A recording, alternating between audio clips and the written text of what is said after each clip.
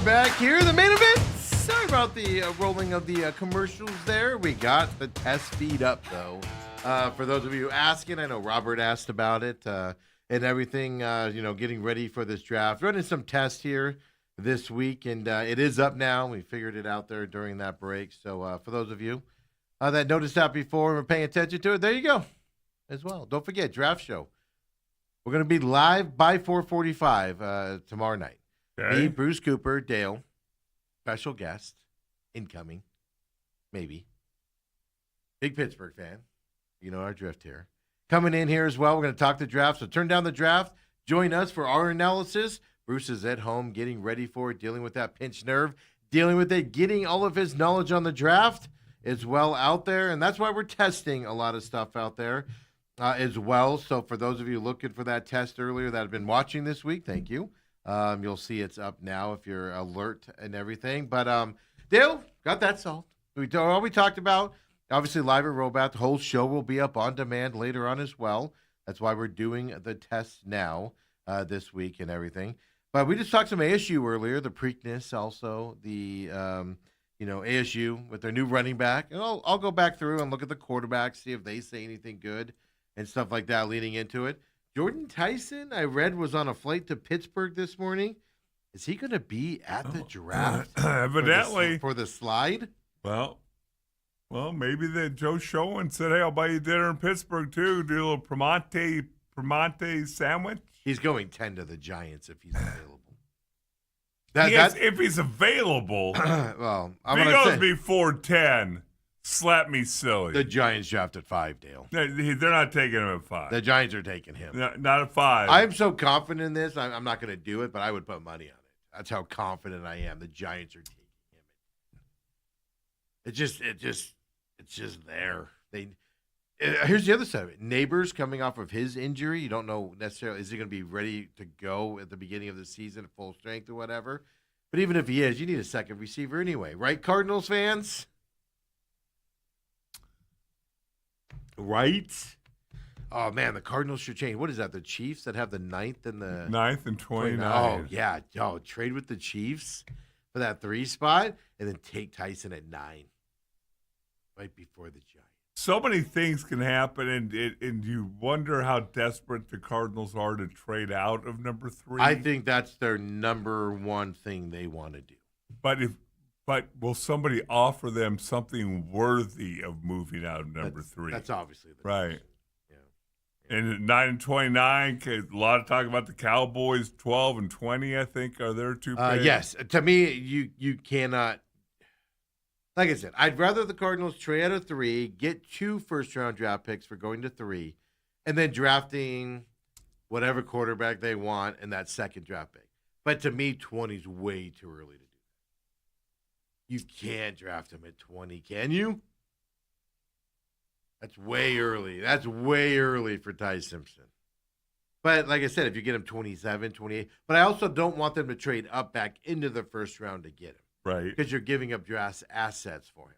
Here's the problem, as I said a couple weeks ago. And this is what I'm struggling with the Ty Simpson. You draft Ty Simpson this year, whether you move up for him or you trade your 3rd pick and he's your 2nd pick there, you're signaling he's your quarterback of the future, which takes you out of all the running next year. Isn't that what they're doing this year, though? Right? We just went through a 3-year rebuild, and they're selling us on, oh, it's another rebuild year, but we're eyeing next year to be good, and blah, blah, blah, blah, blah, blah, blah, blah. Well, taking Ty Simpson this year, it kind of takes some of the steam out of that because you have some good quarterbacks. And I'm not talking Arch Manning. I'm actually not a big fan of his. No. But other guys out there is what you're kind of looking at. So. But that's why you have your scouts and your team that is looking at those quarterbacks for next year. And if you're not impressed with any of those guys, again, I'm a little bit like you. Arch Manning, I mean, if I have a top 5 pick, am I using it for him? Somebody will. Oh, yeah. Am I? Yeah. Probably not. Yeah. And so if you're not super impressed with one of those guys and you're kind of okay with Ty Simpson, you can get him late first. You better be more than okay with him, though, is my point, if you're getting him in the first round. Well, you already got A second rounder, you can kind of pass it off like, oh, we thought he'd be the guy, but didn't work out. Oh well. Well, you got your starting quarterback holding out of voluntary workouts already. Yeah, Papa Mike says, good morning, gentlemen. He says, okay, now I know why you weren't here at 8 a.m. Yeah. Yeah, Robert did signal the bat up that it didn't go up and everything, and Kobe was able to figure it out and got it up and running and stuff like that. So, what would you do without Kobe? Well, we wouldn't be on air right now. Kobe's like the linchpin. He's I know. the oil. Well, that's what people don't know. Like, all the great in front of camera people are all jerks. We've had this conversation before. The egomaniacs. This show goes because of me. Make no mistake about it. Kobe wasn't here, Dale. We ain't here either. We might be here, but we're not going out to the masses. Well, what I was always told was those egomaniacs usually wear maroon shirts. those boy, what? I thought you were going to get Kobe a microphone. I know we got to get it. Yeah. Dale, I've been busy. I had a WrestleMania draft show this week. Jeez. You're gonna put another couple commercials in so somebody in this room can go potty between commercial breaks? Oh, no, that's the only reason I haven't done that yet. Just, yeah. Yeah, no, we only loop it for me when we're working on the stream there, the other stream and stuff like that. Yeah. No, we had to use it. I mean, normally I would just let the stream go, just be like, all right, we'll fix it later. But we also need to know how to fix this stuff for the draft show. What if something happens during the draft show? No, it's very smart. Yeah, so that's why, because a lot of people in this industry go, just go live and whatever happens, happens. And I'm more of a, we got some time. Why don't we test it out before we get to it? Very smart. So, now, was that your idea or was that Kobe's? It was mine. Or Riley's? It was mine. Okay. Riley actually, we didn't need Riley for this. No? We told Riley to take the week off. Okay. We said, Riley, we got you. Me and Kobe actually sat down, figured it out last Thursday. It was, I'm not going to lie to you, it was like, two monkeys effing a football there. It was pretty bad. But we figured it out, though. Didn't we, Kobe? Yeah. We won't say how long it took. But we figured it out. There was some Googling. Maybe some crying. There was some tears. I had some tears going there for a moment. Yeah. Oh. Some things being thrown. But we eventually figured it out, Dale. I'm happy for us. Speaking of Pittsburgh, though, with the NFL draft. Yes. Interesting stats here around the city of Pittsburgh, brought to us by Yahoo this morning. You ready for this? If you don't know, the Pittsburgh Penguins in the NHL are 0-2. They lost both their games at home to Philadelphia. Okay. So now they're going to go on the road down 0-2. Good luck, right? There. It's been 7 years since no Pittsburgh team has won a playoff round in any of the Big Four sports. That means Steelers haven't won a playoff game. Penguins haven't won a playoff series. Obviously, the baseball team, the Pirates, haven't won a series either in anything like that. First time, well, it's happened last time. Let me be fair. They haven't won a playoff round in the Big Four since 2018. It's the longest drought since before the Penguins were formed, and that was back in 1967. Really? So everybody talks about how great the Pittsburgh teams are. Pittsburgh's such a great sports town, and oh my God, Pittsburgh is amazing, and how their sports teams perform. Yeah, they're literally Arizona. Well, they're worse than Arizona. They don't have a playoff win since 2018. Oh, worse. Here's my point. At least they have 4 sports. Who was the team that has the most recent first-round victory for Pittsburgh right now? You have the Steelers, the Pirates, the Penguins. Who's the team responsible for their last playoff win? It had to be the Penguins, right? It was the Penguins in 2018. Yeah. Not even. Good job, Steelers. Boy, can't wait to watch the winner, Mike Tomlin, on NBC Football this year. Oh, my God, Tomlin's amazing. Hasn't won a playoff game since 2018. Oh, my God. Put him in the rafters as an all-time great. Oh, he'll be up there. With that winning history that he's got. Never had a losing record, Steve. Perfect. Hasn't won a playoff game since 2018 either. Is there any Cardinal coach in the 100 and whatever year history? Buddy Ryan won as an offensive coordinator, as a defensive coordinator, I mean. In Arizona? No, well. You just asked if there was ever a coach. No, I just wondered, is there any coach that has not had a losing season in the history of Phoenix sports? Oh, no. Well, Tomlin's the only one that's done that, so every coach has a losing season at some point, except for Tomlin. But you know what he doesn't do? Win playoff games since 2018. You notice how I caveat that? With that 2018. The Steelers, obviously very famous for finishing 500 or better. Yeah. 7 consecutive games in the first round. They haven't won a first-round playoff game since 2016. That's a long time. They beat Alex Smith and the Chiefs that year. Yeah. You guys remember Alex Smith played for the Chiefs for a while? Got traded after that.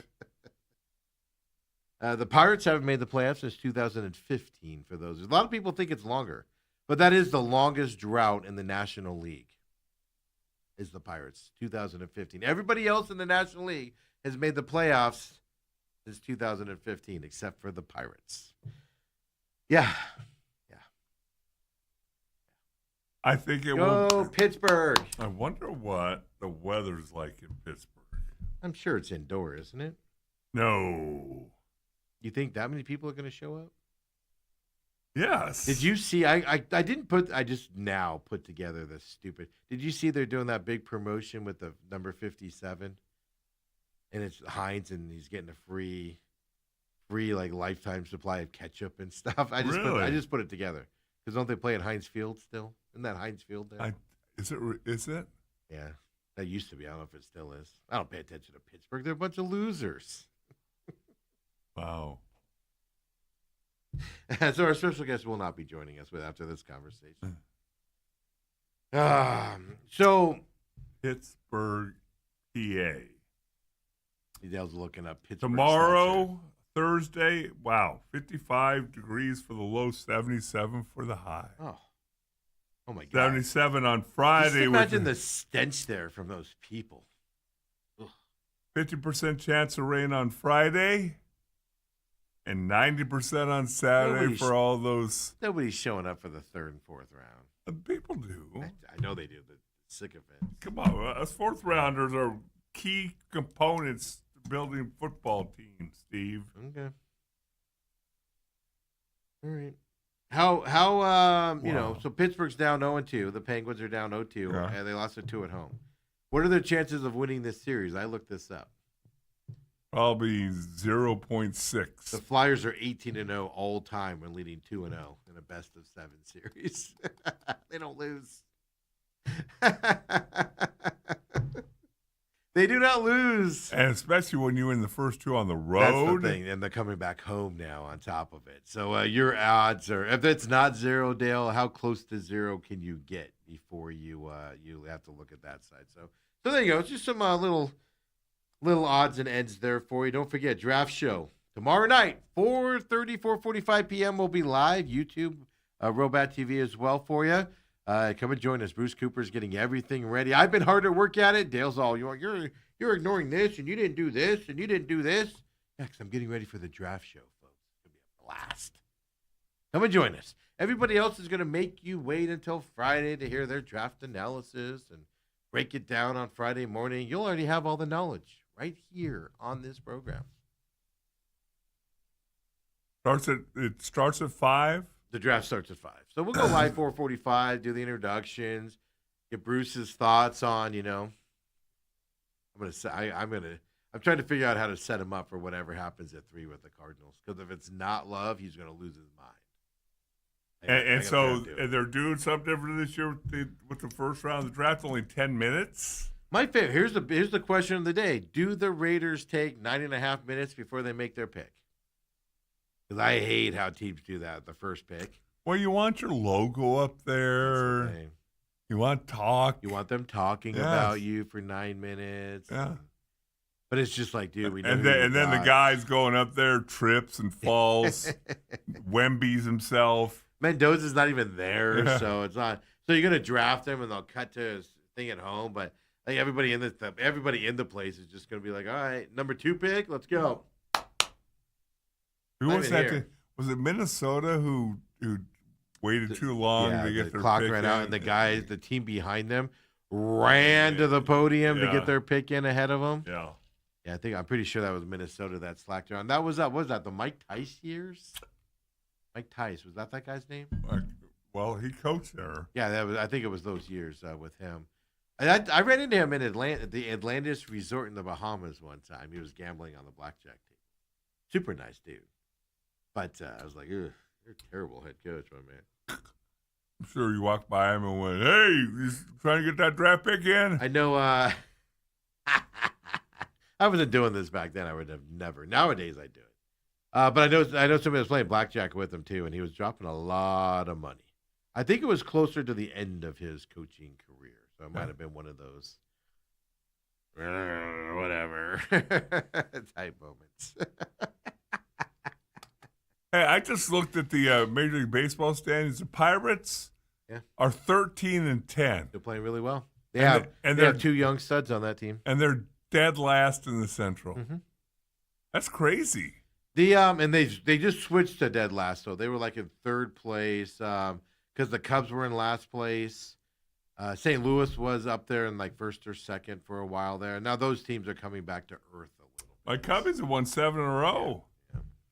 Well, that's because they've been playing the Mets. Boy. Mets have lost 12 in a row now.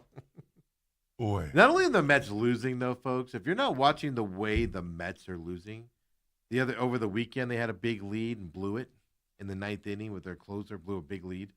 Yesterday they lost, decimating fashion. It's not just that they're losing 12 in a row. It's how they're losing 12 in a row. It is just hard. If it wasn't the Mets and the New York fans, you would feel sorry for them. And it's not like they're going cheap and all that. They're spending money. They're trying. But yeah, no, that whole AL, the AL West and then the NL Central are going to be interesting divisions to watch for the rest of the year. If you're not watching them, you're missing some good baseball. Actually, their last win. Who, the Pirates? Yeah. No, the Mets. Oh, the Mets, yeah. The last win. Can you name it? Diamondbacks? Diamondbacks. I just guessed because I'm like 12 games now. That's probably Yeah. about right.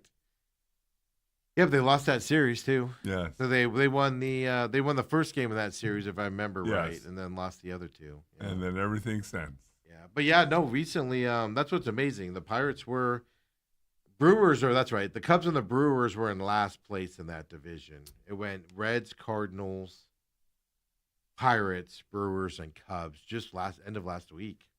That's how much that's flipped out there as well. But they have that young 19-year-old kid they just signed that they called up, Connor or something. And then they have, of course, obviously the stud pitcher. Skeens. They're coming up. They're on the run. We'll see if they can put it together for the long run, for them as well. But go Pirates. Go Pittsburgh. Pittsburgh not doing well. Philly's not doing well. You mean not the Eagles? Phillies. Yeah. Hey, again, another high-spending team that just disappoints. Yes. Every year. They spend the Mets. It's fascinating, too, because, like, the Mets, I think, have a chemistry problem. They've always had a chemistry problem. They don't have the right players. They just throw money, get guys together, and it's not the right players and stuff like that. The Phillies, though, have guys that – I'm not saying they're great guys, but they have guys that are very similar, and you would think they would play better, and they always just falter. It's amazing to watch how they do that as well. So they've lost 7 in a row. People are starting to call the Mets the reverse Moneyball, which I find hilarious. There's going to be a movie about that coming up as well. Yeah. So Diamondbacks lost 11-5. We'll get into that here coming up. Suns tonight as well. I'm going to give you Suns fans hopes. You saw hope last night on an NBA court. No, because your hope that you're going to try and give them, it has to happen to about 6 people.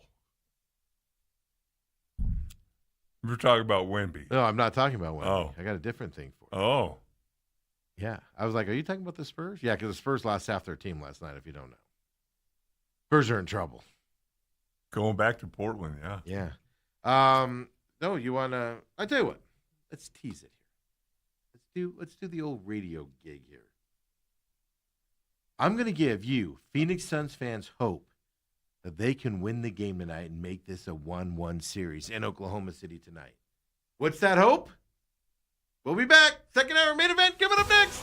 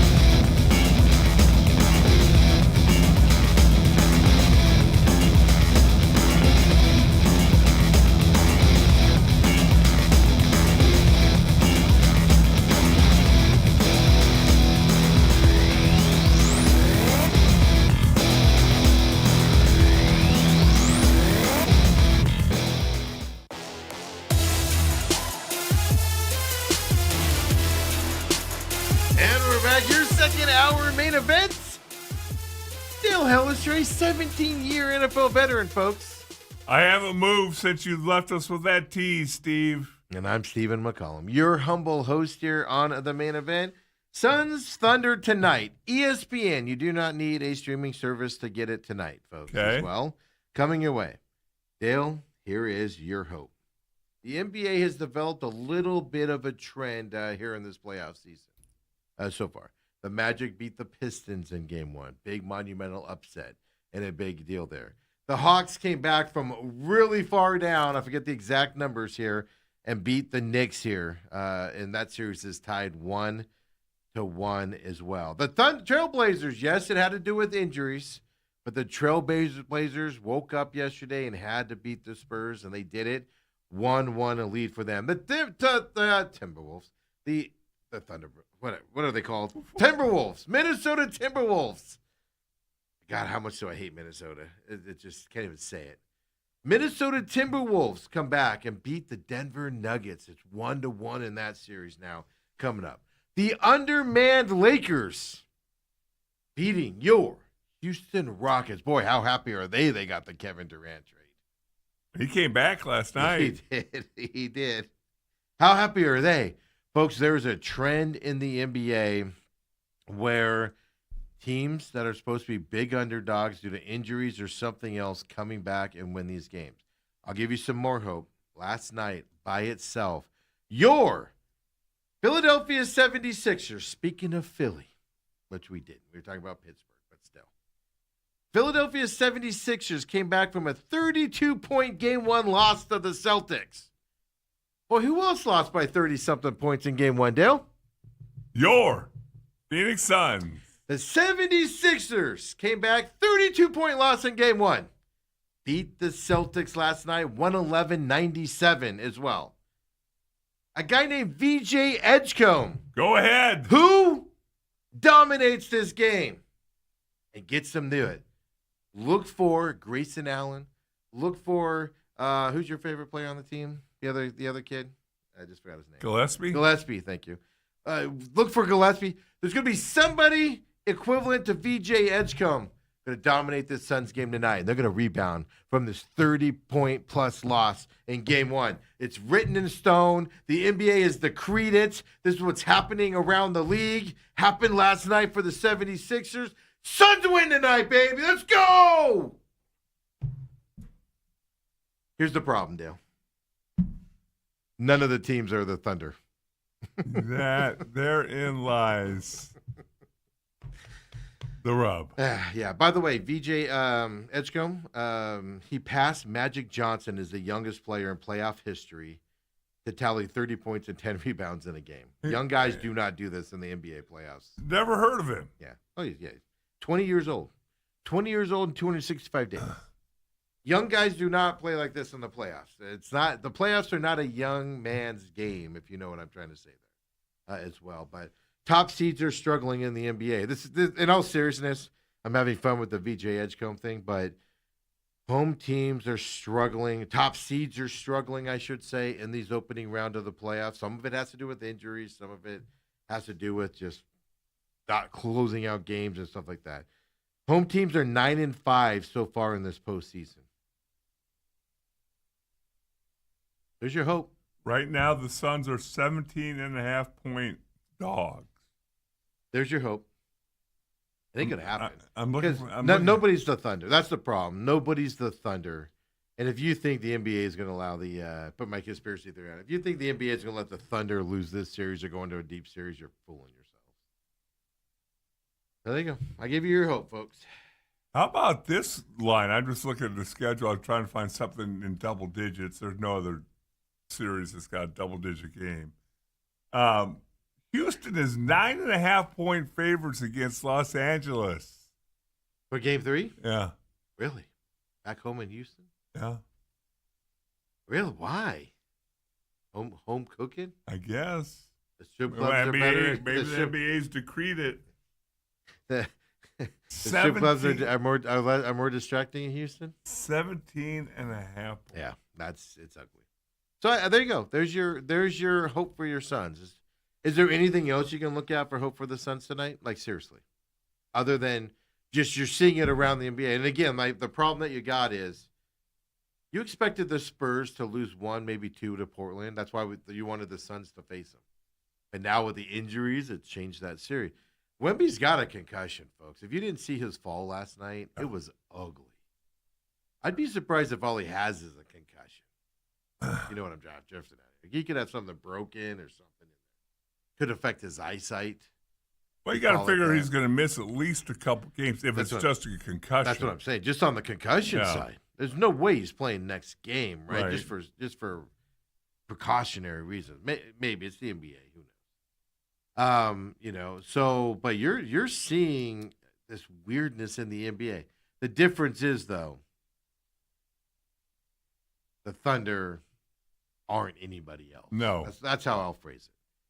So that's your hope for the Suns tonight. Will it happen? I don't think so, but that's your hope for tonight. I mean, when you're a team and you have two guys named the same and they're both good, come on, man.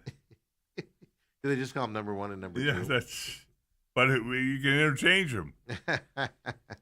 Papa Mike is laughing that I said, Suns win tonight.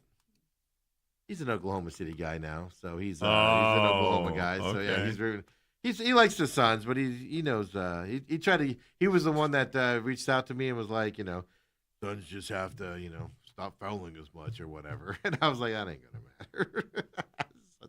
This is such a mismatch. It's not even funny. But yeah, so there you go.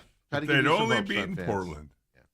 That's what I'm gonna say until they're eliminated. It's not wrong. It's not wrong at all. It's ridiculous. That they're in this position. They put themselves in this position as well. Yeah. So put up the NBA playoff bracket after last night. Let's get everybody updated on it. Just in case you don't know out there, Suns, of course, second game tonight. Only 2 games tonight around the NBA as well. So Suns Thunder, we'll see where we stand here. Dale, if I was a betting man, now would you put money that Suns cover the 17.5? Nope. I wouldn't either. It's only 17.5. I wouldn't either. Lakers, Rockets, of course, that series, 2-0 Lakers here. As Kevin Durant did come back last night and couldn't get the win.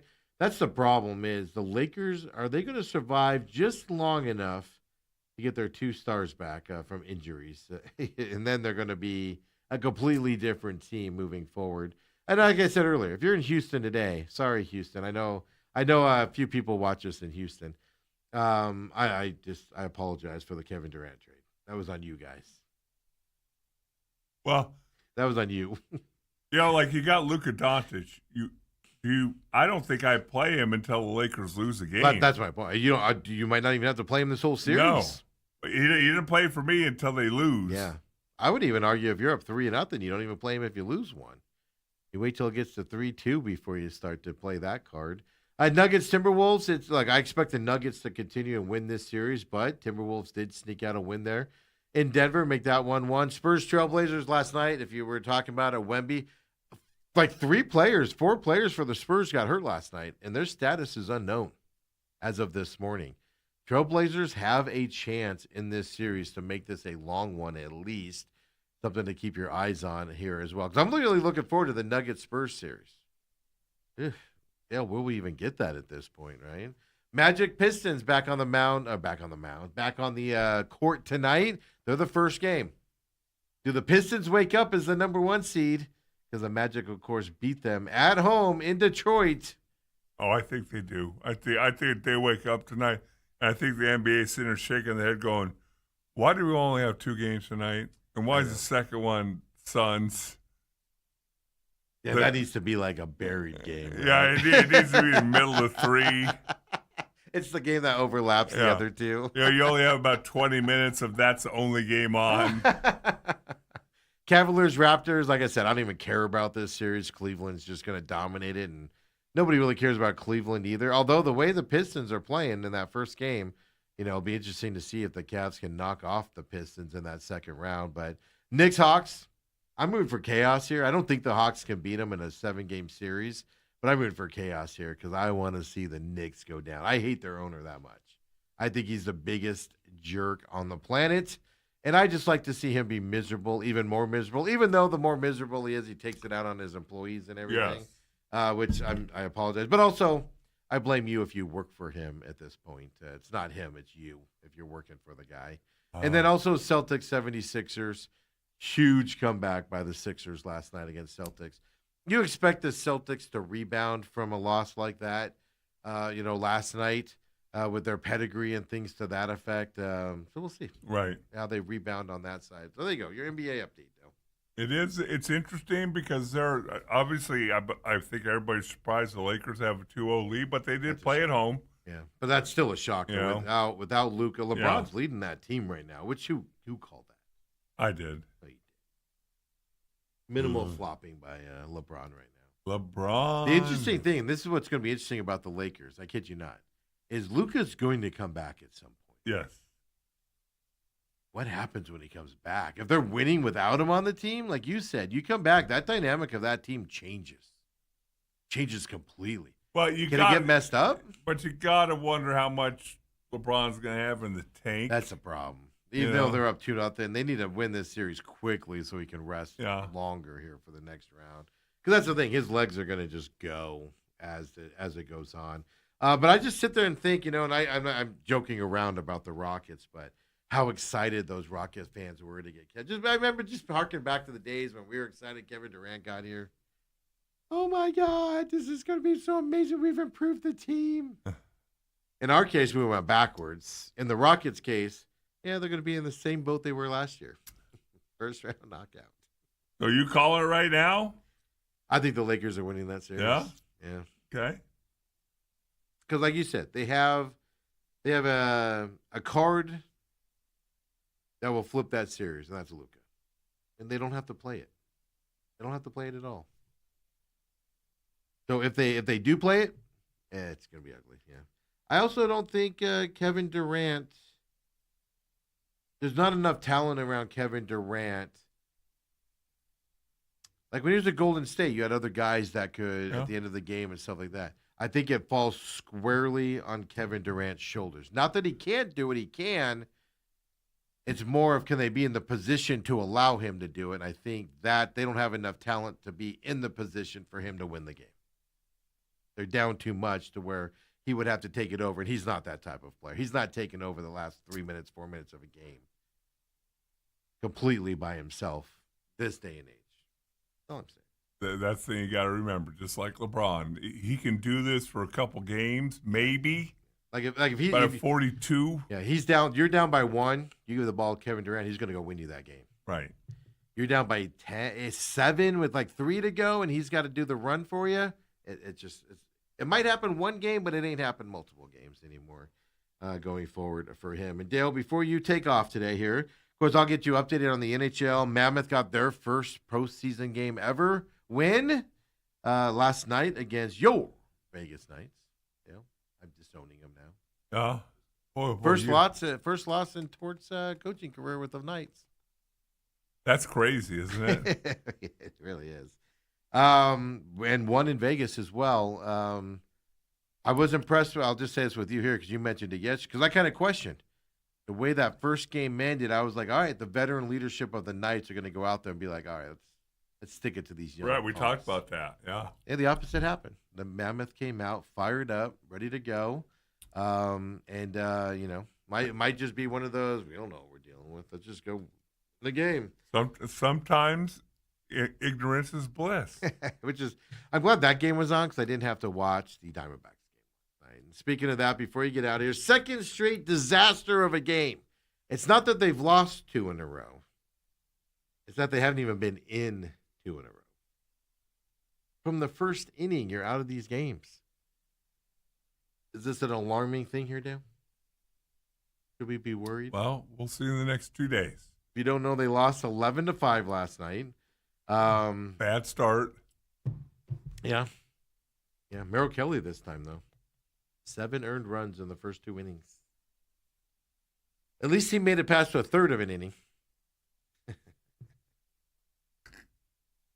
No, but I tell you what, for me, is that it's definitely got my interest peaked for this evening because you don't want to turn this into a Mets or a Phillies. And what did we talk about yesterday about, human nature tells you, we just got through this gauntlet. Not just human nature, though, because I went back yesterday and I listened to part of the show because I wasn't sure. Diamondback history tells you they played down to the competition. Torey Lovullo history tells you they played down to the competition. So it's bigger than human nature doing it. Torey Lovullo's teams do it. That's what's a lie. I went back because I was like, I don't know if I said that yet, and I didn't. Right. Yeah, Torey Lovullo's teams do this. That's what's scary about it. And that's the issue. If you struggle against the White Sox and you've got the Padres for 2, yeah, you can step up for that. Cause that's also what Torey Lovullo teams do. They'll step up for the big competition. Then you got Milwaukee after that again. But you can also go into a big slump if you're not careful. Yes, that's what I'm afraid of. And Torey Lovullo teams go into slumps, and they aren't a weekend slump. It turns into a 2-week, 3-week, the month of July slumps, right? We all know these. We've categorized them year after year. There's always this big slump that they can't get out of. That's the danger with this series, in my eyes, is this might start that slide. So tonight's a very important game with Erod on the mound. It is a little bit more important than I thought it would be yesterday. But I'll also say this, losing a game 1-0, 3-1, 3-2, something like that, isn't as bad as if you go out and get blown out again. That's where the alarm bells will be off. Yes, you need to win this game tonight to get that momentum back, but being competitive in the game is to me is half the battle. You're not even competitive these last 2 games. Well, and usually what I was going to say the Sons of D-backs have done is be able to just wash that away and say, hey, we're over this. Let's move on, play the next game. But now all of a sudden you lose again, and now you go into trying to get one game out of the White Sox series. That's the problem. You're going to be pressing. It's even worse than that, though. It's not just that, you're sitting there going, wash your back. Diamondbacks have fought back. You've seen the fight and blowout games for the most part, right? Like that one blowout to the Braves. Yeah, eventually they gave in a little bit and guys were out and stuff like that. There's just no fight. Like, you never thought after that second inning Diamondbacks were going to get back into this game. Right. And in the past, you have. You're like, I got to keep watching this because they might come back and make a run. You didn't feel that at all last night. Here's the good news for the Diamondbacks, though, Dale. McCann's ERA is down to 22.50. Cut it in half last night. He had 45 ERA going into this game. Keep it up, McCann. Here we go.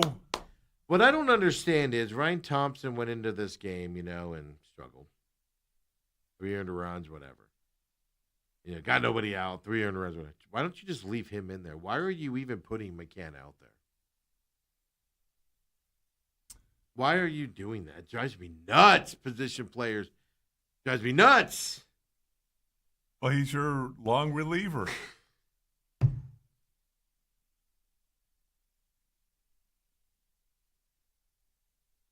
White Sox tonight, Erod, and who's he facing? I even forgot there. Peter Schrager. Anthony something. Anthony K or something. 8 earned runs, 3 home runs for Kelly last night. Hey, really quick, Dale. Here's Kelly after the game. Listen to Kelly after the game and how he's thinking about how his outing went. Sorry, Kobe. Go ahead, Kobe. Bad day. Really just a bad couple innings, bad couple batters, honestly, when you look at the total body of work. It just is what it is. Second one back. Hopefully we learn from it, we build on it, and hopefully we have another 20-something, 30-something to go. Yeah, I would say overall, obviously not up to what I'm looking for. A lot of 3-1 counts, a lot of hitters counts today. It's second start. You watch it away. Second start in the season, coming back from the IL to start the season. Yeah. Why do guys struggle on their second outings all the time? Well, because I think adrenaline's there in the first one, and you're so excited, and maybe you got a little extra juice. Second one you don't. Second one you're and like, now you're trying to settle in a little bit, and because you got 20 or 30 more starts, hopefully. It is what it is, Steve. Well, he was right. You got in a lot of hitting counts there. And the last thing I'll say before you take off here, Dale, is that last play was 8-2 or whatever it was. And what's with the ball boys for the Diamondbacks? No, they're not ball boys. The ball guys. The golden ball boy. What's with them interfering with these games lately? It's, guys, if you're not sure, just let it go. You can get it later. The player will get it and toss it to you. It's all good.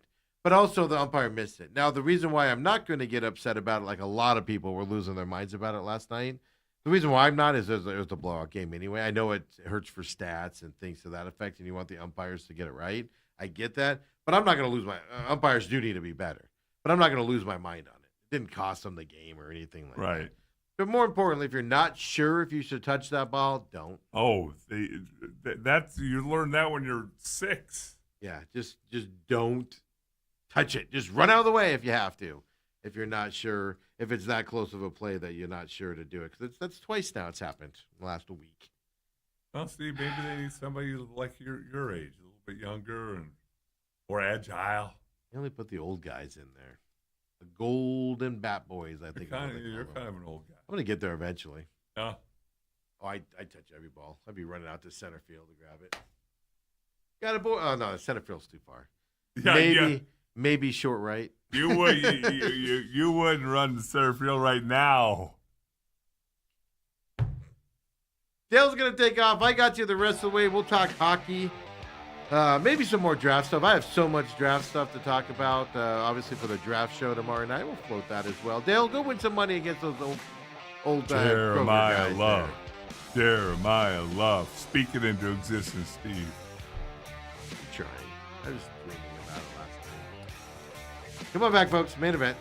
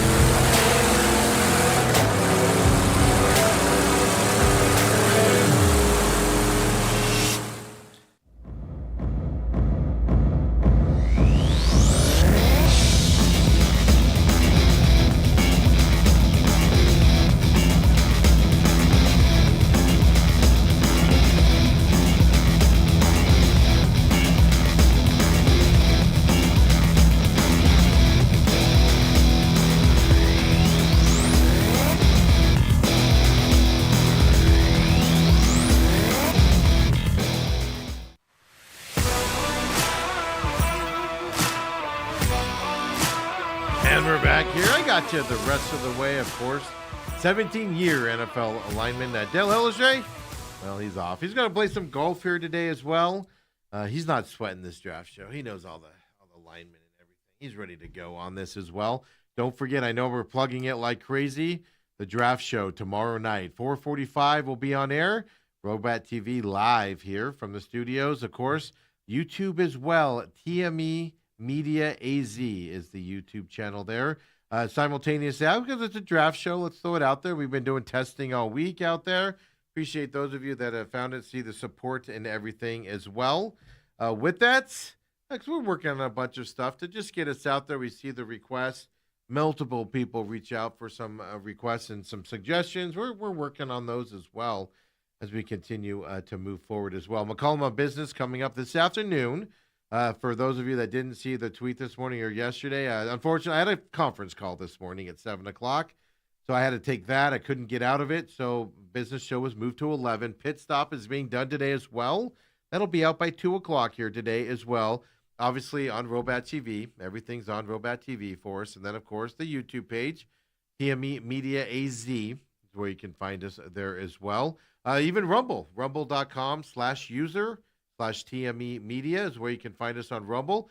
The reason why we're on Rumble, we put the sporting stuff on Rumble now, too, because we're obviously utilizing that for the real Matrix out there, the Angry Patriot, and sometime guest, Dale Hellestrae. You know, they get into the stuff. New episode coming up. Last week's episode was about chemtrails. Kind of a fascinating episode, and we see the podcast numbers on that show, let alone the Rumble numbers and even the Robat TV numbers. They're going through the roof on that show right now, in terms of percent increases, and we can't thank you enough. I know the Angry Patriot's happy. I talked to him a little bit yesterday about it, and he thanks you all for your support on the show. He just asks that you go into that show with an open mind. He's not trying to convince you of anything. He's just putting stuff out there. Wants you to question it or not as you want to as well. But the pit stop coming up later on, so look for it either on the Rumble, rumble.com/user/TME Media, on the podcast systems, of course. The pit stop.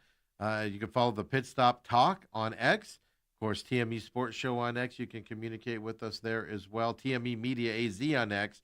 You're going to want to follow that page. So if we do have programming stuff happen, obviously it gets posted there. Like this morning, the programming note of McCollum on Business moving till 11 was there as well. And we tweeted out on personal page or the actual pages of the shows.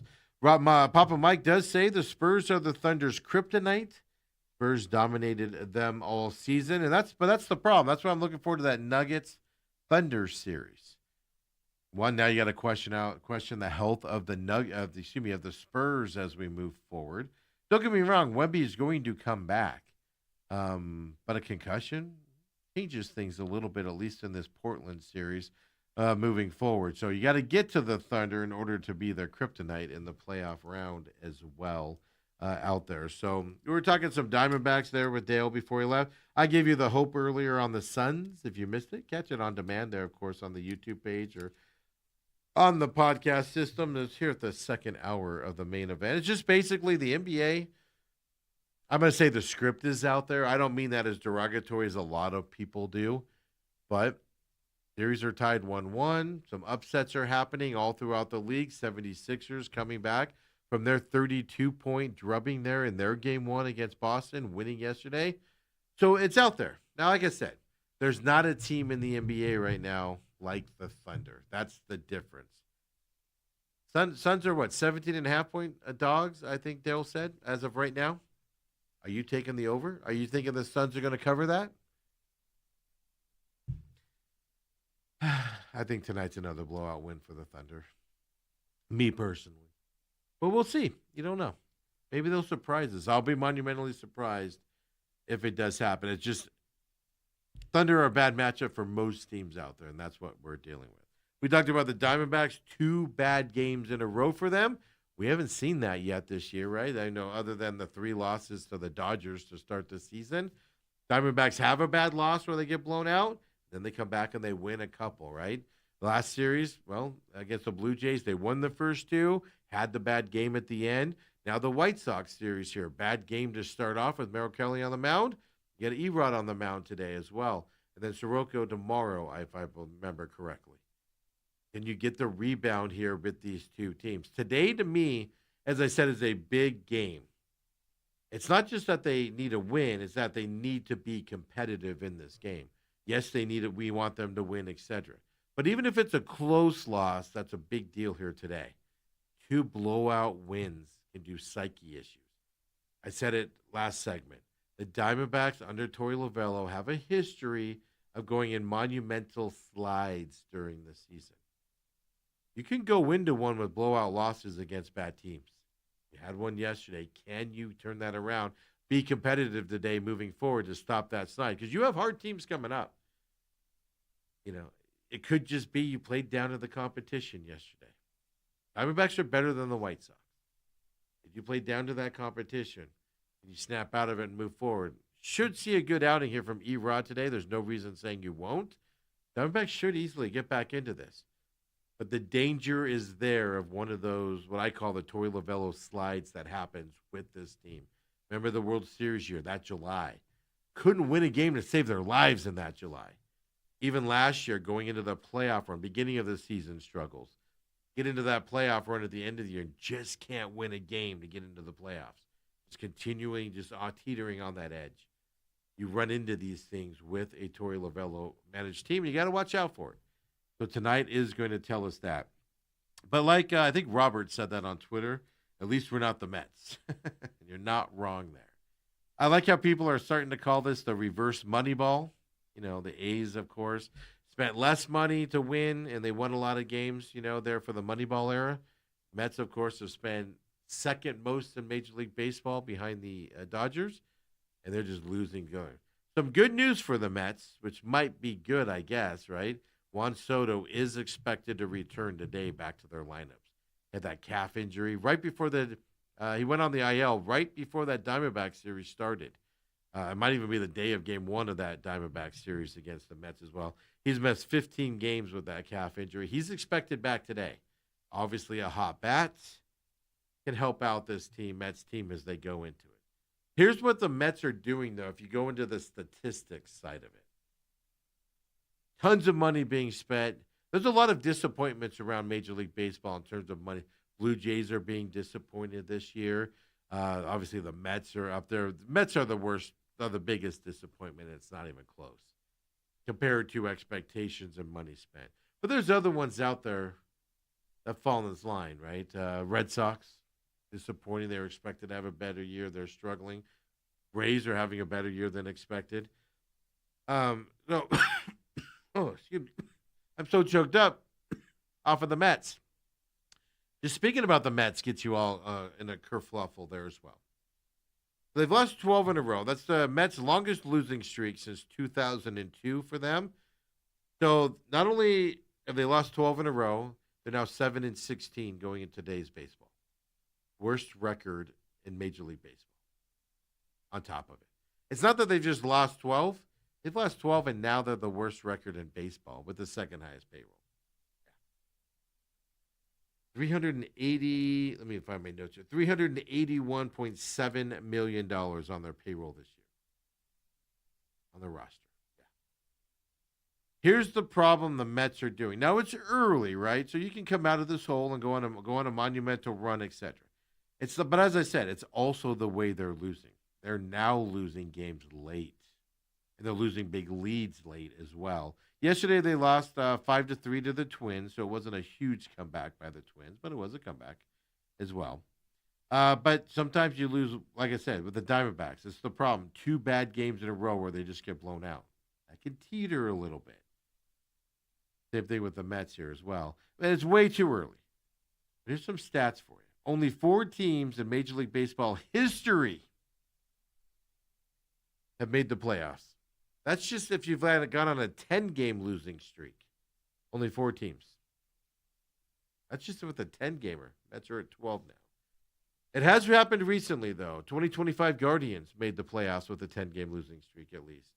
2017 Dodgers also. So it has happened recently where teams have gone on big losing streaks during the season and still made the playoffs. Before that, it was the 1951 Giants and the 1982 Braves were the other 2 teams. So it is important to note it has happened recently, including last year with the Guardians as well. No team has ever made it after losing 12 straight. So if the Mets are going to be able to do it, I told you last week, I think it was last Wednesday, of all the disappointing teams, which ones are going to wake up and which ones aren't. I told you I don't think the Mets are going to wake up. I'm not saying they're going to be monumentally bad all year. I think the Mets are missing the playoffs this year. I do. I don't think they're going to be in a competition. If they're in competition for the playoff, it's going to be the second wild or third wild card, whatever it is in baseball. But the last wild card spot is what they're going to be in. I think they're just going to struggle. The chemistry of this team, the makeup of this team, the manager, the owner puts too much stress on this team behind the scenes. I think they're just going to struggle all year long. I did not even have the Mets in the playoffs. I had them, I think, as the last wild card in my standings, my preseason picks. I just think they're going to struggle this year. Now with this start, I'm willing to bump them out of the playoffs completely with this start as well. And the stats are there saying that's going to happen. Now we'll have to see. But like I said, getting Juan Soto back is going to change this team as well. They have pitching problems. They have hitting problems. Juan Soto's only one man. But that's where the Mets stand right now and how monumentally bad it is for the as I pull up my computer, and of course the Diamondbacks are up, so I say that. In terms of the, in terms of the Mets, that's how bad it is for them right now as well out there. Whew, so it could be worse, Diamondbacks fans. Could be the Mets. Something to keep in mind on. Hey, I told you already, Mammoth got their first playoff victory in their franchise history of 2 years. Got it finally. The nice thing was it was in Vegas, so their whole fan base was able to watch it. I know. Maybe that joke will get old at some point, but for me, I still giggle about it a little bit because it wasn't good enough for us to have a limited capacity stadium, but it's good enough for Utah. Flip the NHL playoff bracket for me here, Kobe, and we'll go through this as well for you and just get you updated. Obviously, Colorado 2-0. That went into overtime last night. That game went well into midnight Eastern time zone last night. Got to love the dedication if anybody in the Eastern time zone was watching that game last night. But the Colorado did get the win. I told you that Colorado's winning this series. And I say, can the Lakers make it a series and go on a run and win a couple games in this series and make this go long? And you saw last night into the overtime period that they can be competitive in this game and keep it close. Now, they just don't, they're not going to get wins out of it. Can they get one win? Possibly. I don't know if that's going to be a sweep series. Colorado's going to win it. It's just more of can the Kings pull something off is kind of the question there as well. Avalanche won that game 2-1 over the Kings last night as well. And look, the Kings aren't coming back from a 2-0 deficit. I don't care that they're going home against the best team in the NHL all season long at this point. The interesting series here, though, is Colorado. This is whether they sweep or they win in 5 doesn't really matter to me, except for the fact they almost need to do that so they can get their rest. Because I think this Dallas-Minnesota series is going to go long.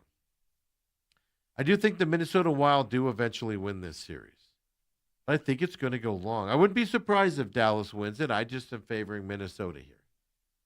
But it's going to go a long series. So if Colorado can get through the Kings, because it's a tough series for Colorado physically, mentally, the way the Kings play. It's not an easy, even if they swept them, you'll look at it and go, oh, they swept them. What an easy series for the Colorado. No, it's not going to be. Kings don't play hockey easy. But you got to get out of this series quickly to get your skates underneath you again, right? Your legs refreshed. Because the winner of this Dallas-Minnesota series is going to, obviously, give you some competition, especially if it's the Minnesota team as well. Minnesota Wild. I almost call them the Stars, folks. But that's Dallas nowadays.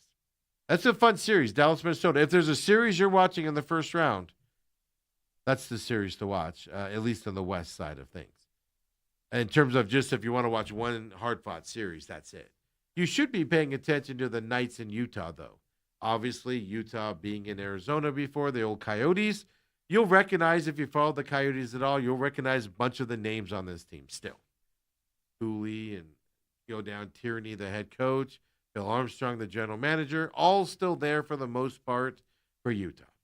They went into Vegas and got the win last night over Vegas. First loss in Tort's career there in a short tenure. It was an 8-game tenure, 9-game tenure for him. They're in the Knights.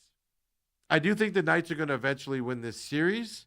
Can Utah keep it on the positive side is kind of the question I got.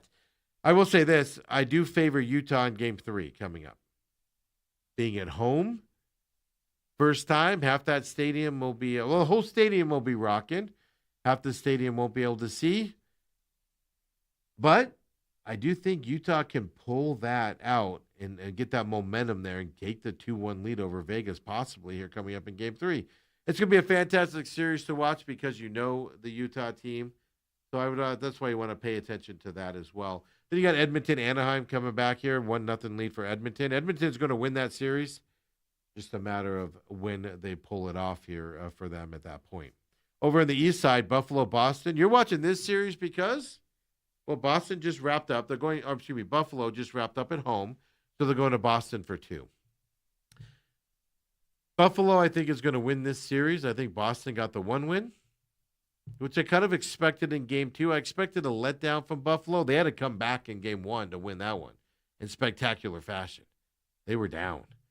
Boston's a formidable foe against Buffalo here. Plus, then you got the playoff stuff. Now, Boston's young this year, but Boston has that extra pressure of a fan base that's fanatical. Now, going on the road to Boston, I expect Buffalo to probably pull away in this series coming up, or at least come back to Buffalo here 2-2. Going to Game 5, I guess. They're 2-2 in this series. But this is a hard-fought series. I do think Buffalo is going to win probably in 5 or 6. Tampa Bay, Montreal. Tampa Bay is able to even that series there. Montreal, I told you beforehand. I think even Uncle Lou told you last week. Montreal's in play here today in this series. I told you that as well. I think Montreal's in play here. Now, can they beat Tampa Bay? I don't know. But this series is going long, and it's going to be a hard-fought series. I do think Tampa Bay ends up winning it, but Montreal is in play to be alive to win this thing as well. It's going to be fun to watch here coming up. This is a fun series to watch in the first 2 games. And I'm not in any way rooting for, I can't stand the Canadians, Montreal Canadiens. I also can't stand Tampa Bay, but they just win, baby. They just win. So we'll look at that side. I do like Tampa Bay a lot better than I like the Florida Panthers, who aren't in the playoffs this year after winning a couple Stanley Cups in a row. Carolina, Ottawa, it's kind of one of those series where I don't care about. Carolina's going to win it easily. You know, Kachuk, brother up there, is just going to do his thing that he does and fight all the time, whatever. Congratulations, Ottawa. You made the playoffs. Now enjoy your season-ending series here coming up. But Philadelphia, Pittsburgh. I'll tell you this, Pittsburgh, Philadelphia 2-0 lead. They just won the 2 games on the road in Pittsburgh. I told you want to watch this series, but I also told you then it's not because of the play on the ice necessarily in terms of the hockey performance. You want to watch this series because the crowd hates the other team, hates the other city. I told you the players are going to buy into that a little bit as well. Philadelphia, to me, is the better team in this series, and it's not even close. I am shocked that they're going back home up 2-0. I am shocked that's happening. But I also think Pittsburgh has some fight in it still. So you're not watching this series for if this can go long or anything. You're just watching it because of the hatred here between these 2 series at this point. I thought all along the Phillies would win this series, so now they just got to finish it out at home. Can Pittsburgh switch this, though, coming back home is kind of the question you have to look at and face here going into this next game on that side. So it's going to be fun. This hockey playoffs has been fun in this first round. It's going to get even more fun if you look at the matchups coming up in the next round as well for these teams coming up. So I'm just searching right now for any updates on Wemby. I don't think we're going to get anything at least early today because they're off for a couple days here. But, I mean, that is changing that series beyond belief here.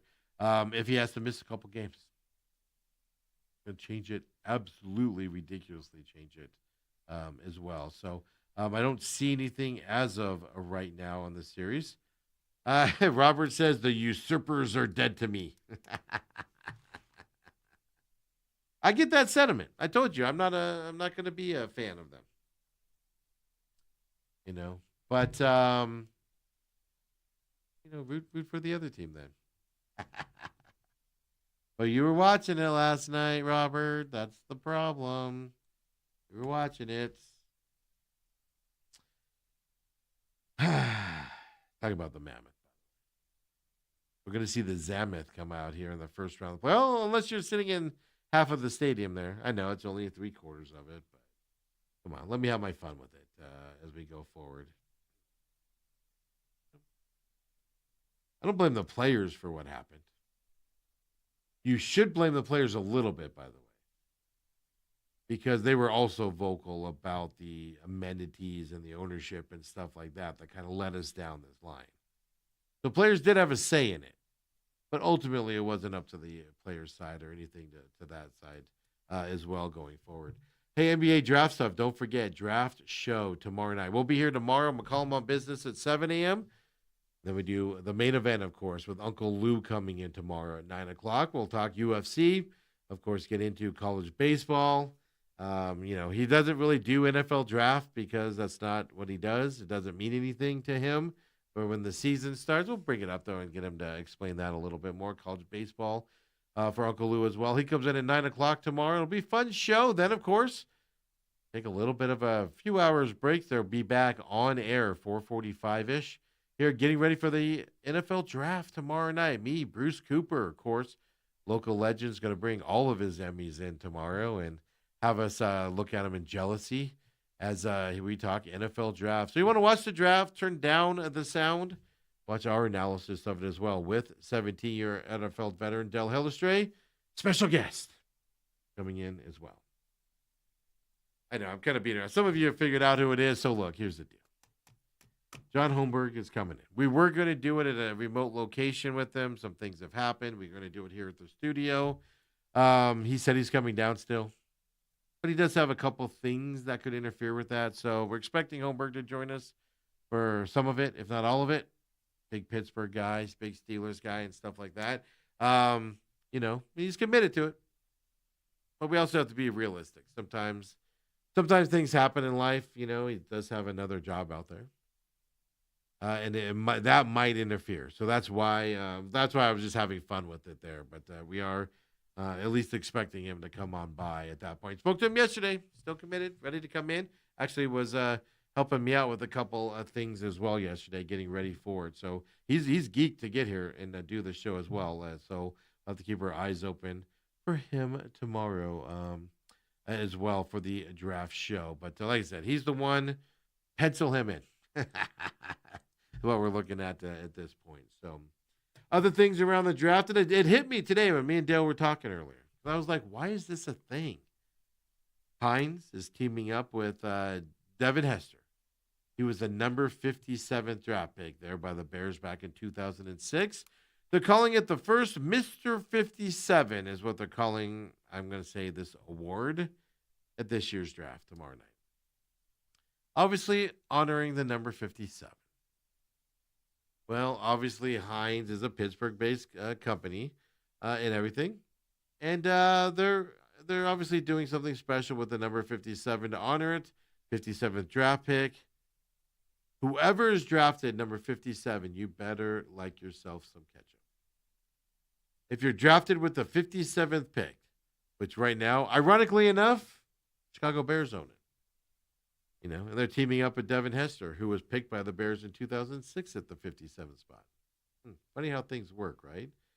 The player who drafted at number 57 is going to get a custom jacket, but more importantly, a lifetime supply of Heinz ketchup. And then, if the NFL career doesn't work out, well, they're going to get an opportunity to work with the company as well. And when I saw that yesterday and this morning, I was like, yeah, another promotion, whatever. And then talking to Dale today, we're talking about Pittsburgh and giving all those stats out. And it just dawned on me. Well, that makes sense. Heinz is based out of there. They play at Heinz Field, or at least they used to. Is it still called Heinz Field?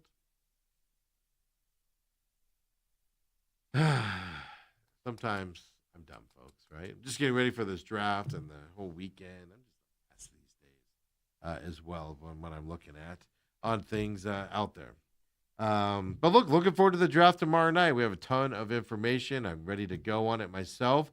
Put some finishing touches on a bunch of things tonight as well regarding that draft out there. So World Cup is 50 days out. If you're keeping track of that. They always say, I remember when I was a kid and the World Cup came too in the early 90s.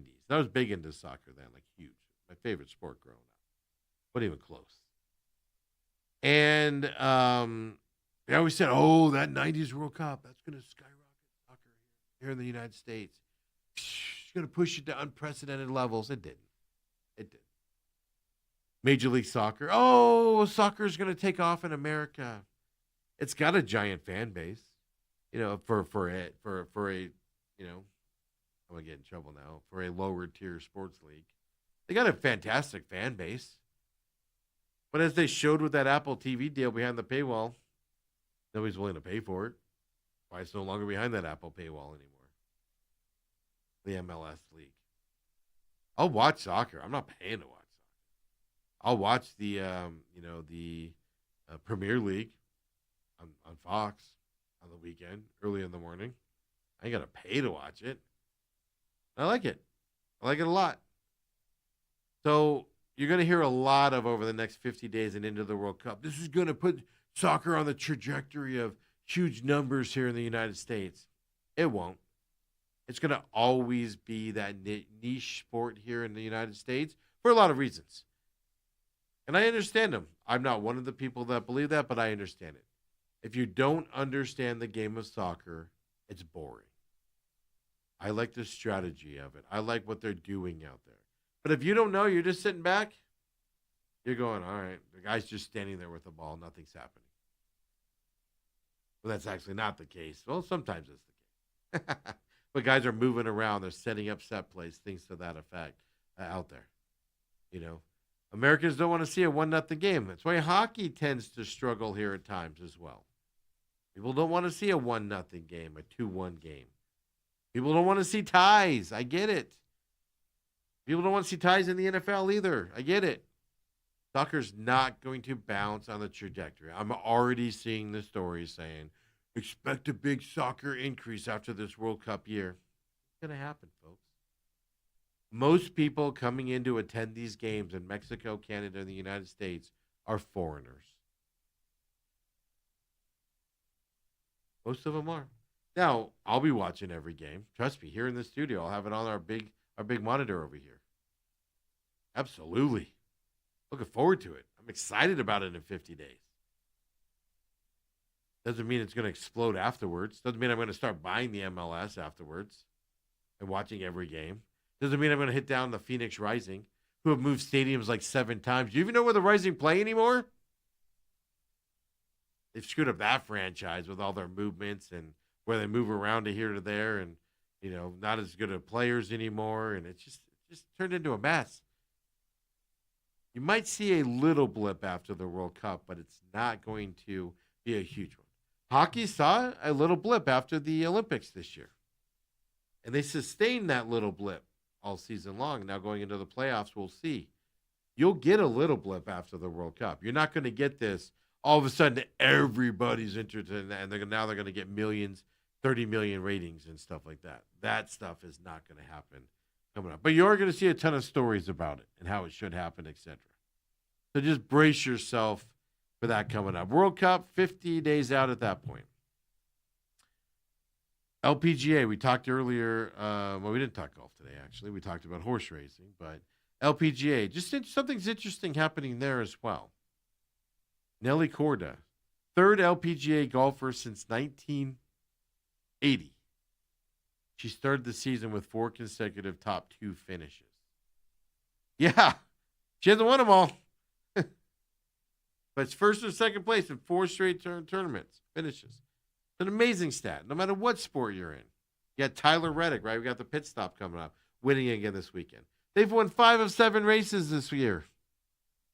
She's now top 2 in the last 4 consecutive top 2 finishes. It's an amazing win percentage, or at least success percentage here in these leagues as well. Yeah. The other two women that have accomplished this four thing of 2 straight finishes, Annika Sorenstam back in 2001. If you remember that, she was just the household LPGA golfer name there for a bunch of years. But also Carrie Webb back in 2000. So that interesting. 2000 and 2001 this happened. Now 2026. But the last two people to do it, the only other two people to do it, they went on to win that first major of the year as well. So coming up. And the next time we'll see Nelly Korda is in their first major. That's the Chevron Championship as well. I think that's this weekend for the LPGA. I don't know.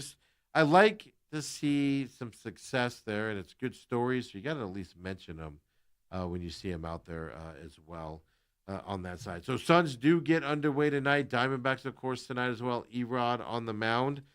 Suns on ESPN. For those of you who don't have to have Prime or Peacock, ESPN tonight. We're giving the overlords of the NBA have graced us with an ESPN game tonight, folks. So take advantage of that as it comes up as well. So Papa Mike does say, Haynes had the name for 21 years.